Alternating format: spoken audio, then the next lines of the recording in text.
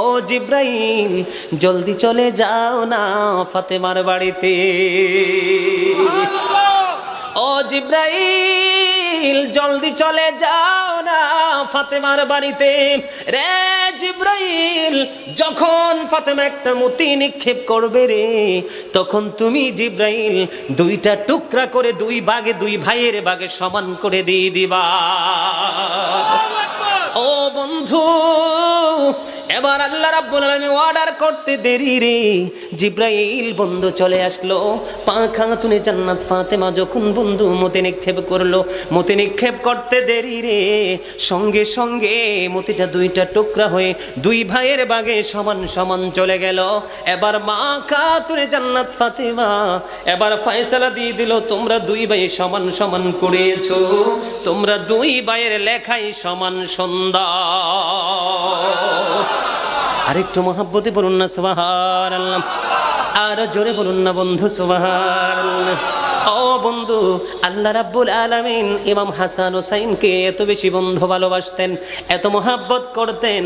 ও বন্ধু, তাদের শিশুকালেও যদি তারা কিছু চেয়েছেন, আল্লাহ রাব্বুল আলামিন জান্নাত থেকে তাদের জন্য পাঠিয়ে দিয়েছে। এটা আমার বন্ধু বানানো কথা নয় বন্ধু, বিভিন্ন কিতাব থেকে বিভিন্ন তথ্য সংগ্রহ করেছি। ইমাম হুসাইন আহলে বাইতকে আলী মুকামকে আমার আল্লাহ কত বেশি ভালোবাসতেন। একদিন ইমাম হুসাইন বন্ধু, এখন আমাদের দেশে আমাদের ছেলেরা বিকেল বেলা হলে কেউ ক্রিকেট টিম নিয়ে বের হয়, কেউ ফুটবল টিম নিয়ে বের হয় কিনা, মানে মৌসুমি খেলা যে যেটাকে যখন পারফেক্ট মনে করে সেটা নিয়ে খেলাবার বের হয়।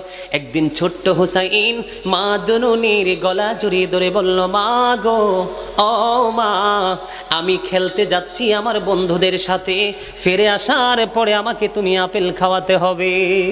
জোরে জোরে বলেন না সুবহানাল্লাহ। বন্ধু যখন বললেন, মা আমি খেলতে যাই, খেলা শেষ করে আসার পরে আমাকে আপেল খাওয়াতে হবে, মা ফাতেমা হুট করে সন্তানকে বলে দিলেন, বাবা যাও তুমি খেলতে যাও, খেলা শেষ করে আসো, আসার পরে আমি তোমাকে আপেল খাওয়াবো। বন্ধু ইমাম হুসাইন খুশি হয়ে চলে গেলেন বন্ধুদের সাথে খেলার জন্য। খেলতে খেলতে বন্ধু খেলার শেষ হয়ে গেল।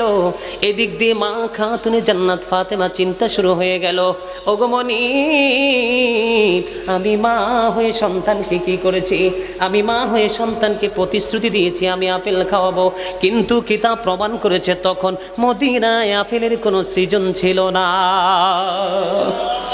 এবার কি করলেন, একটা দৌড় দিলেন বন্ধু রাসূলের রওজা মোবারক থেকে। ও বন্ধু, রাসূলের রওজা মোবারকের একেবারেই কাছাকাছি মা ফাতেমার ঘর দেখে এসেছি।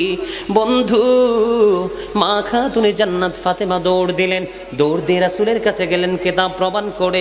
আমার নবী তখন হুজরার মধ্যে বসা ছিলেন, হুজরার মধ্যে বসা ছিলেন।